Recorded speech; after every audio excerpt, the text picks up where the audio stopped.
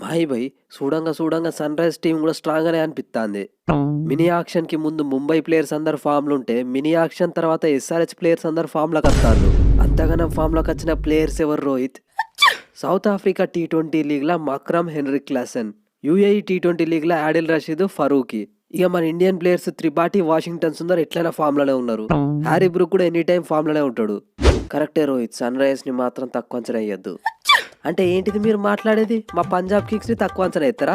మా దగ్గర Sam Curran ఉన్నాడు, లియామ్ లివింగ్స్టన్ ఉన్నాడు, జానీ బేస్టో, రాహుల్ చార్, కాగిసోర్ రబాడా, అన్నిటికంటే ప్లస్ వీళ్ళ కెప్టెన్ నేనున్నా. పంజాబ్ ఎవరు ఆపలేరు. ఖచ్చితంగా సెమీఫైనల్ పోతాం. మీరు సెమీఫైనల్కి పోతే ప్రీవియస్ సీజన్ లాగా మేము డైరెక్ట్ ఫైనల్కే పోతాం. మా ప్లేయర్లు కూడా ఫామ్లోనే ఉన్నారు అందరూ. గదే సౌత్ ఆఫ్రికా టీ20 లీగ్లో అందరు అవుట్ అయితే కూడా మా బట్లర్ ఆపుకొని లాస్ట్ వరకు ఆడిండు. యూఏఈ టీ20 లీగ్లో మా హెడ్ మేర్ దంచి కొట్టిండు. మా అశ్విన్ ఆస్ట్రేలియా వల్ల కూర్చోబోపిస్తాడు. హోల్డరు, జైస్వాలు, పాడికలు, రూటు ఇంకా చాలా ఉంది లోపల. ఈసారి ట్రోఫీ రాజస్థాన్ రాయల్స్దే. శాంసన్ బ్రో, నువ్వు ట్రోఫీ మీద కాన్సన్ట్రేట్ చేసుకో, నేను మధ్యలోకి రాను. కానీ ఆరెంజ్ క్యాప్ కోసం ట్రై చేయకు, ఎందుకంటే దాని వెనక నేనుంటా. ఏంది సంజు బ్రో, నువ్వు ఫైనల్కి వచ్చినా కానీ ఎట్లయినా మా చేతిలో ఓడిపోతావు. నువ్వే కాదు, ఈసారి ఫైనల్కి ఎవరు వచ్చినా మళ్ళీ గుజరాత్ టైటాన్స్ చేతిలో ఓడిపోవాల్సిందే. చూసిల్లు కదా మా బౌలర్ షమి కూడా 6లు కొడతాడు. కోల్కతా క్యాండర్ అసలు ఎట్లనో మా టీంకి కూడా అట్లనే చీప్గా ఓడిన్ స్మిత్ని తెచ్చుకున్నాం. టెవాటియా ఉన్నాడు, మా విజయ్ శంకర్ బ్రో ఉన్నాడు, దగడ్ ఫామ్లో ఉన్న గిల్ ఉన్నాడు.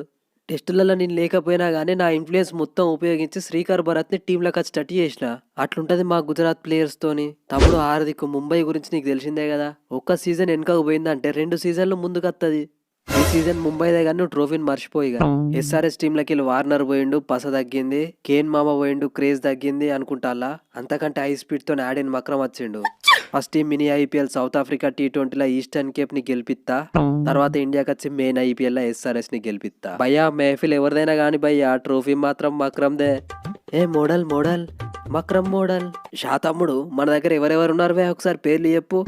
ఒక్కొక్క టీం వాళ్ళ దగ్గర ఉన్న ప్లేయర్స్ ని చెప్తా అంటే నాకే భయం అవుతుంది. మన దగ్గర ఎవరున్నారు ఒకసారి చెప్పు. ఎందుకంటే నా భయపడతావు? మన దగ్గర రోమన్ పోవెల్ ఉన్నాడు, అక్షర్ పటేల్, మనీష్ పాండే ఉన్నారు.